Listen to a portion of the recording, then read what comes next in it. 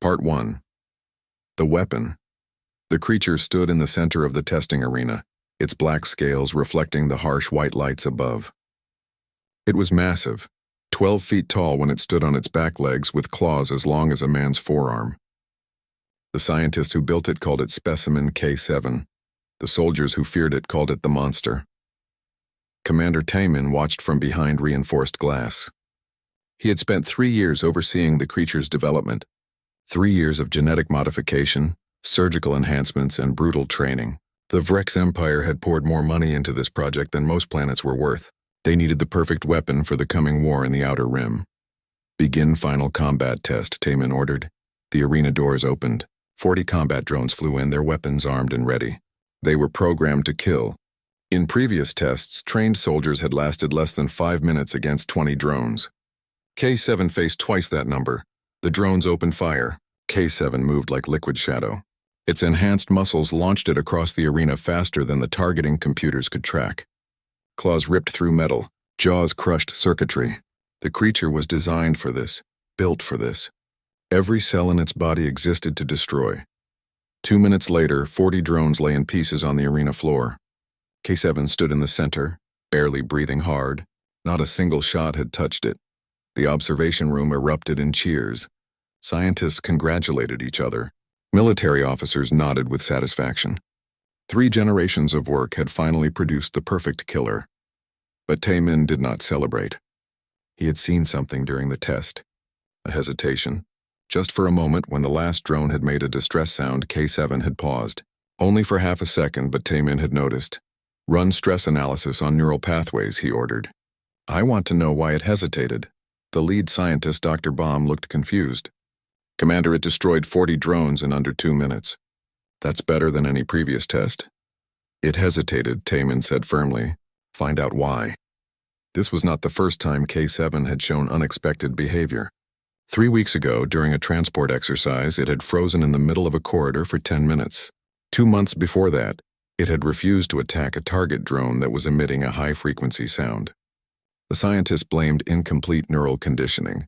They increased the pain signals used to control the creature. They adjusted the aggression chemicals in its bloodstream. Nothing worked completely. K7 remained unpredictable. The Vrex Empire had a saying, "A weapon that thinks is a weapon that fails." They had spent generations trying to breed intelligence into K7, while eliminating anything that might make it question orders. It was a difficult balance. They needed it smart enough to adapt in combat, but not smart enough to refuse. 1 week later, human ships arrived at Station Helix 9. The Terran Diplomatic Corps had negotiated observer status for the joint military exercises in the Outer Rim. The Vrex had agreed, though they were not happy about it. Humans were a young species, barely 300 years in space. They had no great empires, no ancient weapons, no vast fleets. The Vrex considered them curious but insignificant. The human delegation consisted of 5 people. Captain Ji-Wan led them, a stern woman with gray hair and sharp eyes. She brought 2 diplomatic aides, a scientist, and 1 soldier. The soldier was Corporal Dae-Wan. He was not supposed to be there. The original xenobiologist had gotten sick at the last minute, and Dae-Wan had been pulled from security detail to fill the empty spot. His official title was Military Animal Handler. On Earth, he worked with dogs and horses. He trained them for rescue missions and security work. He had no idea why anyone thought this qualified him to observe alien bioweapons. On their 3rd day at the station, the human delegation was given a tour of the creature development facilities. They walked through sterile corridors and looked into observation rooms where various experimental creatures were being tested. Most were small, rat-sized things designed for reconnaissance or sabotage. But the tour ended at the main arena where K7 was kept. Dae-Wan pressed his face close to the observation window. Inside the massive chamber, K7 paced along the far wall. The creature moved with its head low, its tail tucked tight against its body. Every few seconds it would glance toward the POW ceiling where weapons were mounted. Weapons that would activate if it misbehaved. The other humans were talking with Taemin about genetic modification techniques and combat effectiveness ratings. Dae-Wan was not listening. He was watching the creature's body language. He had seen that posture before. The lowered head, the tucked tail, The constant vigilance toward threats. He had seen it in dogs rescued from fighting rings. He had seen it in horses that had been beaten. He had seen it in every abused animal he had ever worked with. K7 was not pacing like a predator. It was pacing like a prisoner. Corporal Daewon, do you have any questions? Captain Jiwon asked, noticing his silence. Daewon chose his words carefully. How do you control it? Taemin smiled, proud to explain. Neural implants deliver pain signals directly to its brain. When it disobeys a command, it experiences intense suffering. The system is very effective. How often do you use it? During initial training, constantly. Now only when necessary. Taemin gestured to a control panel. We also use chemical regulation, aggression enhancers before combat, suppressants afterward. The creature is completely under our control. Daewon nodded slowly but said nothing more. Inside, his mind was racing. He had worked with animals for 15 years. He knew what fear looked like. He knew what stress looked like. And he knew what happened when you tried to train through pain instead of trust. Eventually, something broke. That night, Daewon could not sleep. He kept thinking about K7 pacing in its cell. He kept thinking about the weapons pointed at it constantly. He kept thinking about pain signals being used to force obedience. The Vrex had created something intelligent, something smart enough to learn, to adapt, to solve problems. And then they had tried to control it through torture. Daewon had seen this approach fail 1,000 times on Earth. Hurt dogs bit their handlers. Abused horses threw their riders. Fear could force short-term obedience, but it never created real trust. And without trust, eventually the animal either shut down completely or lashed out in desperation. The Vrex had spent billions of credits and 3 generations creating K7. But they had made a fundamental mistake. They had built a smart creature and then treated it like a machine. Daewon got out of bed and pulled up his personal files on his datapad. He scrolled through years of training records, behavioral studies, and rehabilitation cases.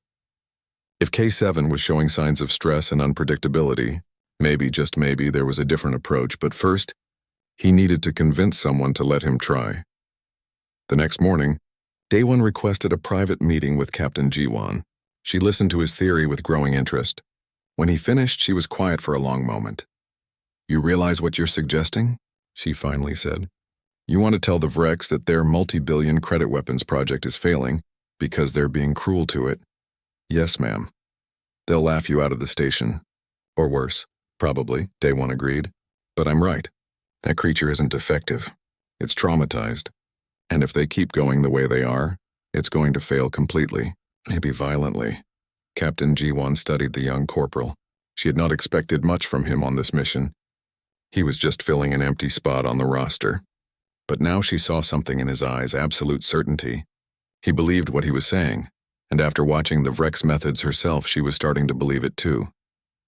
All right, Corporal, she said. Let's go make some aliens very angry. Part 2. The Failure. The joint military exercise was scheduled for dawn. The Vrex had constructed an entire mock settlement inside a massive training facility. Buildings, streets, defensive positions, everything needed to simulate a real colony assault. Automated defenders filled the settlement, programmed to fight with deadly efficiency. K7 would attack alongside Vrex shock troops. The objective was simple: eliminate all hostiles as quickly as possible. It was supposed to be the creature's final test before deployment to actual combat zones. Daewon stood in the observation gallery with the other human delegates. Below, through reinforced windows, he could see K7 being led into position. The creature wore a heavy collar studded with neural implants. 3 handlers surrounded it, each carrying control devices that could trigger pain signals if needed. The exercise will demonstrate K7's superiority over conventional forces, Taemin announced proudly to the assembled observers. Watch carefully, the signal was given. The exercise began. K7 exploded into motion. It covered the distance to the first building in seconds, moving faster than anything that size should be able to move. Its claws tore through the fortified door like paper. Inside, automated defenders opened fire. The creature dodged, weaved, and struck with precision. Within minutes, the first building was cleared. Daewon watched with a sinking feeling. This was not just effective combat behavior. This was desperation. K7 was fighting like an animal that knew hesitation meant pain. The second building fell just as quickly, then the third. K7 was performing exactly as designed, a perfect killing machine. Then something changed. In the fourth building, a defender bot took heavy damage. Its systems began to fail, and it emitted a high-pitched distress signal, an automatic response to critical malfunction. The sound was beyond the Vrex hearing range. They had never tested K7's response to it. K7 stopped mid-attack. The creature's massive head turned toward the damaged bot. Its body language shifted immediately. The aggressive posture melted away, replaced by something the Vrex had never seen in their weapon: confusion, uncertainty, and something else, something that looked almost like concern. Continue the attack. Taman barked into the communication system. Curse execute hostiles. The creature did not move. It stood frozen, staring at the damaged bot as it emitted its distress cry. In the control room, a handler activated the neural pain system. K7's body jerked as electricity fired through its implants. The creature roared, not in rage but in anguish. It stumbled backward, away from the settlement, away from the exercise area. Increase pain stimulus, Taman ordered. Force compliance. They increased the signal. K7 roared again, louder this time. Its claws dug into the ground. Its whole body shook. But instead of attacking, it turned and ran toward the edge of the exercise area. Deploy containment teams, Taman shouted. What followed was chaos. 17 Vrex handlers moved in with containment equipment. Nets, stun weapons, chemical agents. K7 did not fight back with the lethal efficiency it had shown against the defender bots. Instead, it tried to escape, to get away from the pain, to hide. It took 3 hours to corner the creature and subdue it with enough tranquilizers to drop a small vehicle. Even then, K7 did not attack a single handler. It just tried to get away. Day One stood in the observation gallery watching the whole disaster unfold. Next to him, Captain Jiwan shook her head slowly. They broke it, she said quietly. They built something intelligent and broke it with fear. The Vrex High Command convened an emergency tribunal that afternoon. Day One and the other humans were allowed to observe from a separated gallery. Through translation devices, they listened as Vrex officials argued about what to do with K7. The debate was short. 3 generations of work. Billions of credits invested. The creature had failed its final test in front of witnesses from multiple species. The conclusion was unanimous. Specimen K7 is a failed prototype, declared High Commander Wanshik. It demonstrates unpredictable behavior that makes it unsuitable for deployment. The genetic line will be terminated. We will begin again with a more aggressive base genome and improved neural conditioning. Terminated. The word hung in the air like smoke. Day One felt his hands clench into fists. They were going to kill K7 because their torture-based training system had failed. They were going to destroy a living, thinking creature because they had broken its mind, and then blamed it for being broken. Captain Jiwan placed a hand on his shoulder. Steady, Corporal. They're killing it for having feelings, Day One whispered. They created something smart enough to care about suffering, and now they're killing it for caring. I know, Jiwan said. Then after a pause, unless we can give them a better option. Day One turned to look at her. What do you mean? Jiwan was already thinking, her mind working through diplomatic possibilities. The Vrex care about results and reputation. They just failed a very expensive test in front of observers. If we can offer them a way to salvage the situation without losing face, you want to try to save it? Day One asked, hardly daring to hope. I want to know if you're right, Jiwan said. You think K7 can be trained properly, without pain compliance, without chemical control? Using your methods, yes ma'am. I do. Then we need to make a proposal, and we need to make it before they terminate the creature. Jiwan stood and straightened her uniform. Come with me, Corporal. Let's go save a monster. They requested an immediate audience with the High Command. It was highly irregular. Humans interrupting Vrex proceedings. But Captain Jiwan invoked diplomatic protocols that the Vrex could not easily dismiss. They were granted 15 minutes. Jiwan stood before the assembled Vrex commanders and made her proposal. The humans would take custody of K7 for 30 days. In that time, Corporal Day One would apply Terran animal training methodologies to determine if the creature could be rehabilitated without pain compliance systems. The reaction was immediate and hostile. Absurd, Taman declared. The creature has undergone 3 years of conditioning by our best scientists. What makes you think a human soldier can succeed where they failed?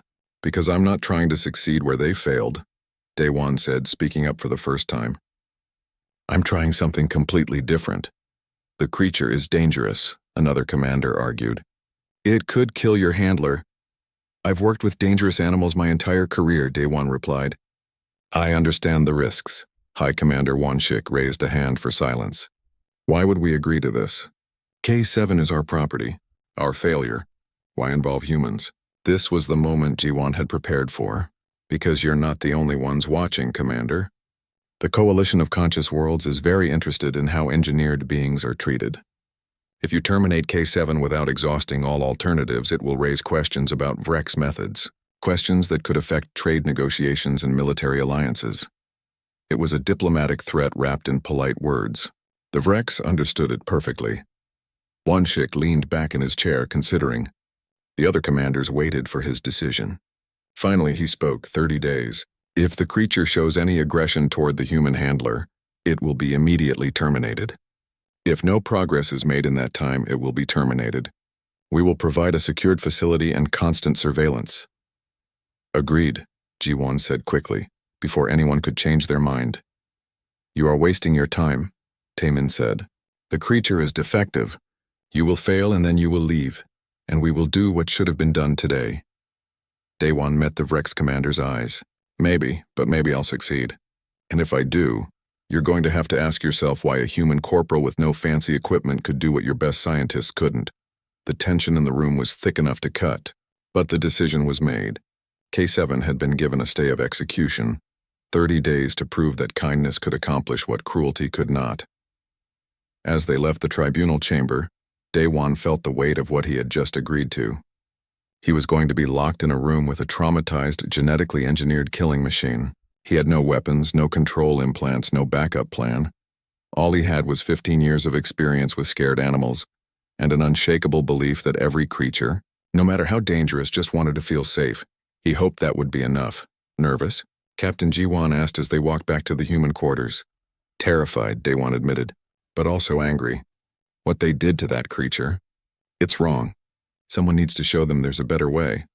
Well, Jiwon said with a slight smile, looks like you're that someone. Try not to get eaten, Corporal. The paperwork would be terrible. Despite everything, Daewon laughed. Tomorrow, the real work would begin. Tomorrow, he would meet K7 face-to-face without weapons or barriers between them.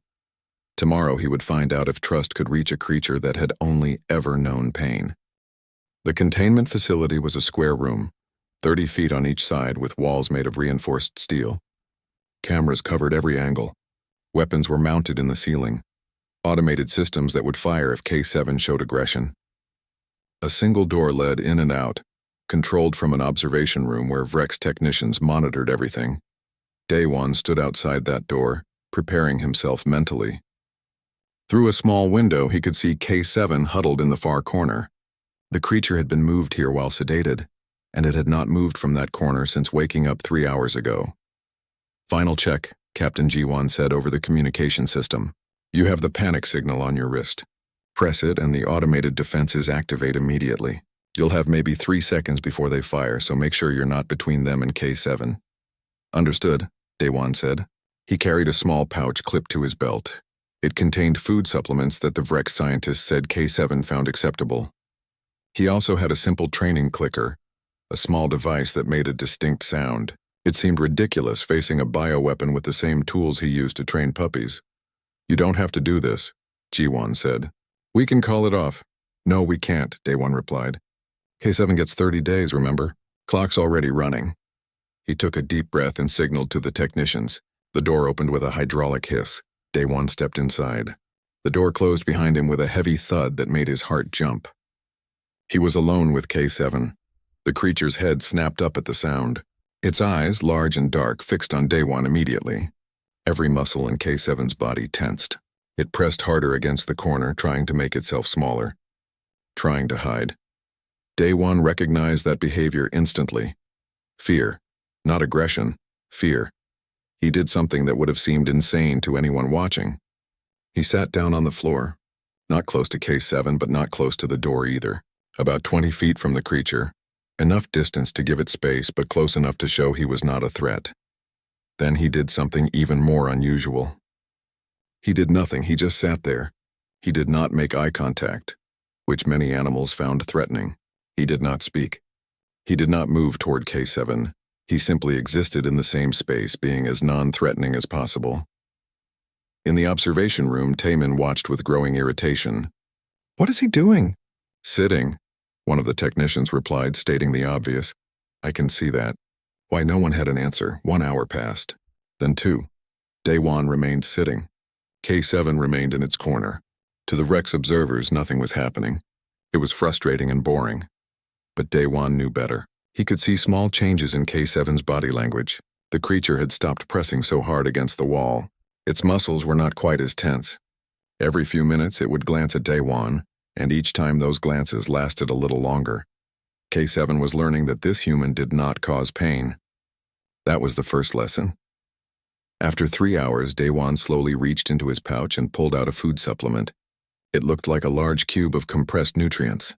He placed it on the floor between himself and K7, then slid it gently toward the creature. It rolled about halfway across the distance and stopped. Then Daewon went back to doing nothing. K7 stared at the food cube for a long time. Its nose twitched, catching the scent. Daewon knew the creature must be hungry. The Vrex had not fed it since the failed exercise yesterday. Finally, K7 moved. It stayed low to the ground, belly almost touching the floor, and crept forward. It kept its eyes on Daewon the whole time, ready to flee if the human made any sudden moves. When it reached the food cube, it grabbed it quickly with its mouth and retreated back to the corner. It was a small victory, but Daewon felt a surge of hope. K7 had accepted food from him. That was trust, even if just a tiny amount. The first day ended with that single interaction. When Daewon left the containment room, he was stiff from sitting for hours, but satisfied. In the observation room, the Vrex were less impressed. "He sat on the floor for 6 hours and accomplished nothing," Taemin said dismissively. 29 days remaining, but Captain Jiwon had been watching more carefully. She had seen the change in K7's posture. She had seen it accept food. "Give him time, Commander. Rome was not built in a day." "I do not know what Rome is," Taemin replied, "but K7 was built over 3 years and it still failed." The second day was similar to the first. Daewon sat in the room. K7 stayed in its corner. But this time, after only 2 hours, the creature moved closer when Daewon offered food. Not much closer, maybe 5 feet instead of 10, but it was progress. On the third day, K7 took food from Daewon's hand. Daewon had placed several food cubes in a line, each one slightly closer to himself. K7 approached carefully, taking the first cube, then the second, then the third. The final cube was just 18 inches from Daewon's outstretched hand. K7 paused there, clearly torn between hunger and fear. Daewon remained perfectly still, barely breathing. The creature stretched its neck forward, its massive jaws close enough to bite off Daewon's entire arm. It could kill him in 1 second. Instead, it gently took the food cube from his palm. In the observation room, several Vrex officers leaned forward in surprise. Even Taemin looked interested for the first time. "It is still just eating," he said. Nothing more. But it was more. Daewon knew it was more. K7 had overcome its fear enough to take food directly from the hand of the being who gave it. That required trust. That required the creature to believe Daewon would not hurt it. Day 4 brought the first real communication. Daewon began talking to K7 in a soft, steady voice. He did not expect the creature to understand the words, but tone mattered. He spoke about nothing important. The weather on Earth, his memories of training dogs, random thoughts. The point was not the content. The point was that K7 could learn that human sounds could be gentle, not just commands barked through pain compliance systems. K7 listened. Its head would tilt slightly when Daewon spoke, ears shifting to track the sound. The creature was trying to understand. On day 5, Daewon introduced the clicker. When K7 approached for food, Daewon pressed the clicker. Click, then immediately gave the creature a food cube. K7 startled at the sound but accepted the food. They repeated this pattern 20 times. Click food. Click food. K7 began to anticipate. When it heard the click, it looked at Daewon's hand, knowing food was coming. This was basic conditioning, pairing a sound with a reward. It was the foundation of all training. The Vrex had tried to use pain as motivation. Daewon was using something much more powerful, positive reinforcement. By day 7, the breakthrough came. Day 1 wanted to teach K7 that good things happened when it cooperated. He held a food cube in his raised hand and waited. K7 stared at the food, clearly wanting it but unsure what to do. Then by accident or instinct, K7 sat down, its haunches lowered to the floor in a sitting position. Immediately, click, and Day 1 tossed the food cube. K7 caught it and ate it quickly. The creature looked confused. It stood up, looking at Day 1's raised hand where another food cube had appeared. After a moment, K7 sat down again. Click, food. K7's eyes widened slightly. Day 1 could almost see the thought process happening. When I sit, I get food. Sitting makes good things happen. They repeated it 15 more times. Each time, K7 sat faster, more deliberately. The creature was learning that its actions had consequences. Good consequences, not just pain. It was learning that it could choose behaviors that resulted in rewards. This was something the Vrex had never taught it. With their system, K7 only learned to avoid pain. There was no choice, no thought, no understanding. Just fear and compliance. When Day 1 left the containment room that evening, he was smiling for the first time since arriving at the station. In the observation room, Captain G1 greeted him with approval. "Well done, Corporal. You've made more progress in 7 days than they made in 3 years." "We are not impressed," Taman said coldly. "You taught it to sit for food. That is basic conditioning that any simple animal can learn." "That's exactly my point," Day 1 replied. "K7 can learn. It wants to learn. You just need to give it a reason that is not pain." "You have 23 days remaining," Taman said. "Sitting for treats is not combat effectiveness." "I'm not trying to make it combat effective," Day 1 said. "I'm trying to prove that K7 is not defective, that with proper training it can be reliable and controlled, just not through torture." The Vrex commander's face darkened at the word torture, but he said nothing. He simply turned and left the observation room. Later that night, Day 1 reviewed the video footage from the day's session. He watched K7's face when it figured out the sitting behavior. There was intelligence in those eyes, real understanding, not just programmed responses. The Vrex had created something remarkable. They had built a creature that was strong, fast, intelligent, and adaptable, but they had been so focused on making it a weapon that they forgot they were creating a living being. Day 1 knew he had just 23 days left to prove that living beings, all living beings, deserved to be treated with respect and kindness. Not because it was nice, but because it worked better. As he prepared for sleep, his last thought was of K7, alone in that containment room. The creature was probably sleeping now, curled in its corner.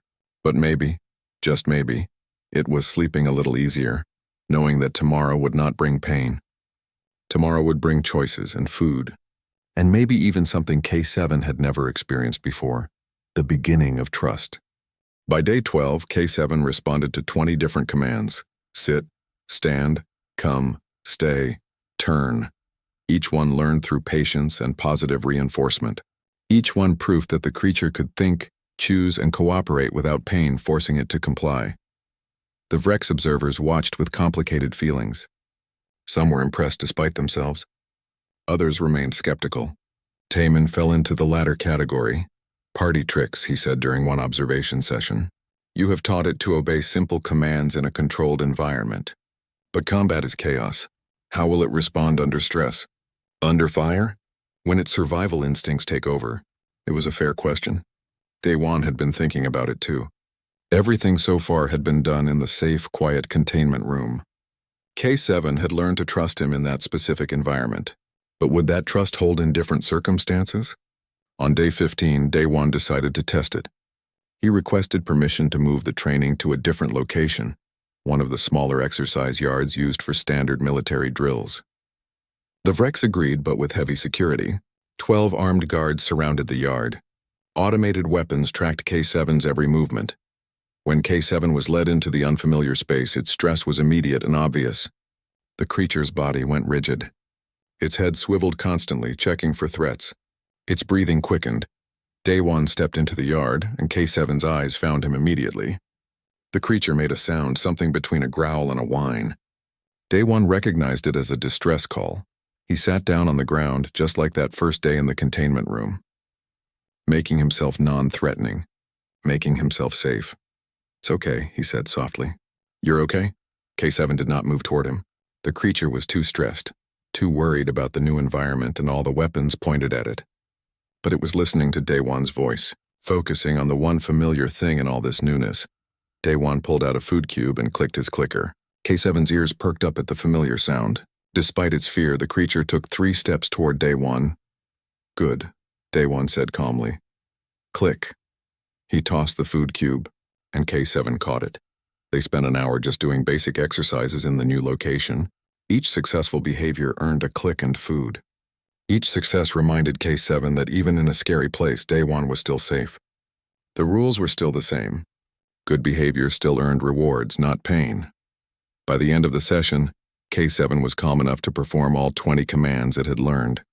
The transfer of learning to a new environment, that was significant. It meant the training was not just location-specific. K7 was genuinely understanding and cooperating. That evening, Daewon added something new to the training. Something that had no tactical value whatsoever but would prove an important point. He wanted to teach K7 to roll over. In the animal training world, roll over was a classic trick. It served no real purpose except to demonstrate trust and playfulness. An animal that rolled onto its back was exposing its most vulnerable areas, the belly, the throat. It was a position of complete helplessness. An animal only did that when it truly trusted you. Daewon started by luring K7 into a lying position with food. Once the creature was lying down, he used a food cube to guide K7's head to the side, then to continue turning until the creature rolled onto its back. The first time it happened, it was clearly an accident.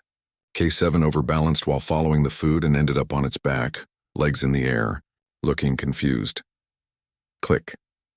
Food. Lots of praise in gentle tones. K7 scrambled back upright, looking uncertain about what had just happened. But Daewon repeated the process. Lure into a lying position. Guide the head around. Let the body follow. It took 50 repetitions over 3 days before K7 understood. On day 18, Daewon gave the verbal command, roll over, and made the hand gesture he had been pairing with the action. K7 looked at him for a moment. Then deliberately and carefully, the massive creature lowered itself to the ground and rolled onto its back, all 4 legs pointed at the ceiling. The vulnerable belly exposed, the powerful throat unprotected. Daewon felt his eyes sting with unexpected emotion. This was it. This was the proof. K7 was not just obeying, it was trusting, completely. Good, Daewon said, his voice thick. Click. He placed food cubes directly on K7's belly, and the creature, this bioengineered weapon designed for war, made a sound that was almost like contentment. In the observation room, silence fell. Even Tai Min had no dismissive comment ready. They had all just witnessed something unprecedented. A creature built for killing choosing vulnerability. Captain Ji-won requested a copy of the footage. Within hours, it was transmitted back to Earth. Within a day, it had spread across human networks. A monster designed for war, playing, trusting, behaving not like a weapon but like a being capable of joy. The political implications rippled outward fast. Species across the coalition of conscious worlds saw the footage. They started asking questions. If this creature could be trained humanely, why had the Vrex chosen torture instead? What did that say about Vrex values? Diplomatic pressure mounted. The Vrex found themselves in an uncomfortable spotlight they had not anticipated. But something else was happening too. Something quieter. Young Vrex officers like Lieutenant Kyung-soo watched the footage and saw something their older superiors did not. They saw efficiency. K7 had learned more in 18 days than in 3 years of pain compliance. The human method was not just kinder, it was better. On day 22, disaster struck. Daewon and K7 were in the containment room doing advanced training exercises. K7 had learned to navigate obstacle courses, identify specific objects, even perform basic problem-solving tasks. The creature's intelligence was obvious now, undeniable. Then a mechanical failure occurred in the ceiling. A maintenance panel that had been poorly secured shook loose. The heavy metal plate fell directly toward Daewon. Everything happened in less than 2 seconds. Daewon looked up at the sound of tearing metal. He saw the panel falling. He knew he could not move fast enough to dodge it. His hand moved instinctively toward the panic button on his wrist, not to save himself but to make sure K7 was not blamed for his death. But K7 moved faster. The creature crossed the distance between them in a blur of motion, moving with all the terrifying speed it had been engineered for. But not to attack. To protect, K7 threw its armored body over Day 1, taking the full impact of the falling panel on its back. The metal plate, heavy enough to crush a human, hit K7's reinforced scales with a sickening crunch. The creature roared in pain but did not move from its protective position over Day 1. The automated safety systems activated. Unsure what was happening, alarms blared. Guards rushed toward the containment room. "K7, move!" Day 1 shouted from underneath the creature. "Let me see. Are you hurt?" K7 slowly shifted its weight, allowing Day 1 to crawl out. The human immediately examined the creature. There was damage, a crack in one of the dorsal scales, signs of impact trauma. But K7's engineered durability had saved it from worse injury.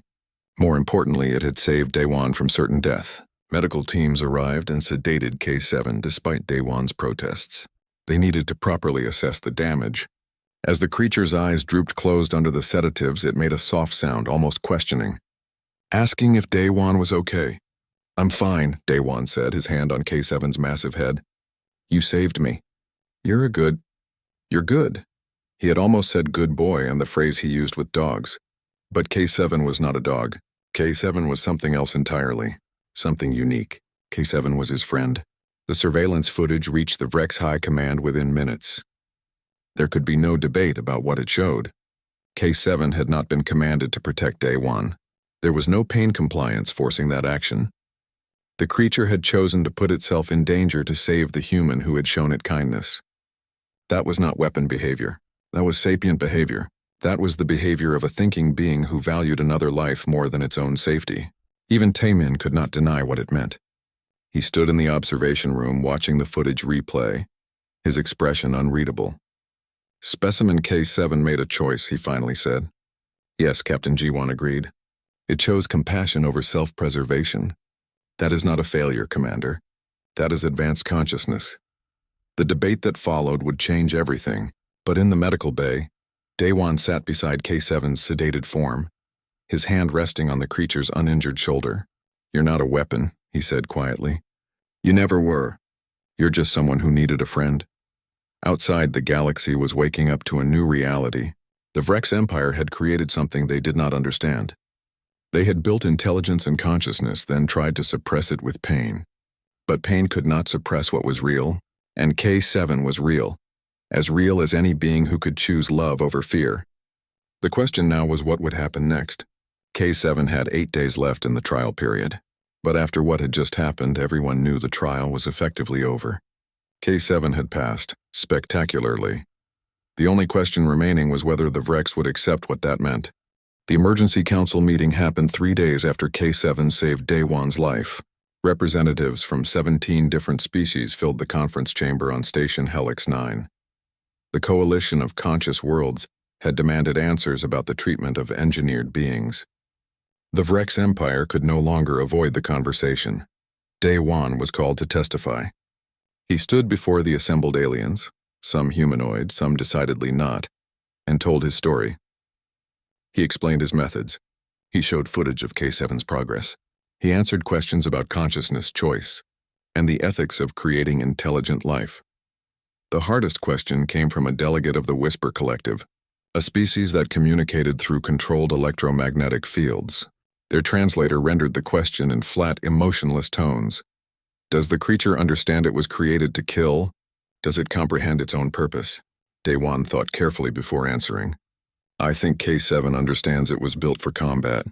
But I also think K7 has learned that being built for something does not mean you have to be only that thing. Just because you can kill does not mean you must kill. K7 has chosen differently. The human speaks philosophy," Taemin interjected, "but we face practical concerns. The Outer Rim conflicts require military solutions. We need effective combat assets." "Then train soldiers," Day 1 replied. "Do not torture thinking beings into becoming weapons." The room erupted in debate. Some species sided with the Vrex, arguing that military necessity justified engineered warriors. Others condemned the practice entirely. The humans proposed a compromise: the Terran-Vrex Joint Protocol for the Ethical Treatment of Engineered Conscious Beings. The protocol was complex. But its core principle was simple. If you create something intelligent enough to suffer, you have a responsibility to treat it ethically. Pain-compliant systems would be prohibited. Positive reinforcement training would be mandatory. Regular psychological assessments would be required. The Vrex resisted. Such protocols would be expensive. They would slow down military development programs. They would require admitting that their methods had been wrong, but political pressure was too strong. Trade agreements were threatened. Military alliances questioned. The Vrex were learning a hard lesson. In the modern galaxy, how you treated conscious beings mattered. Other species were watching. And judging in the end, the Vrex High Command agreed to a modified version of the protocol. It was not everything the humans wanted, but it was a start, a foundation that could be built upon. But one question remained. What would happen to K7?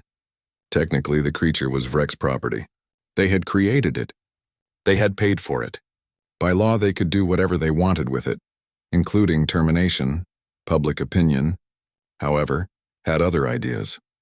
The footage of K7 rolling over had been shared billions of times across dozens of species networks. People had watched this creature, built for war, choose play instead. They had seen it protect Day One at risk to itself. K7 had become a symbol of something larger than any military program. Polls showed that 83% of Vrex citizens supported allowing K7 to remain with Day One. Among younger Vrex, that number rose to 91%. A generation was changing its mind about what strength meant. The Vrex High Command made a decision that prioritized political pragmatism over pride. K7 would not be terminated. Instead, the creature would serve as an ambassador, a living demonstration of the new protocols. K7 would live on a joint human-Vrex research station, working with trainers from both species. Day One was offered a significant promotion and a new role, lead specialist in cross-species animal behavior. He would remain K7's primary handler and help develop training programs based on his methods. He accepted, but only after receiving assurance that K7 would never be forced into combat. The creature had been built for war, but it would not be used for war. Not anymore.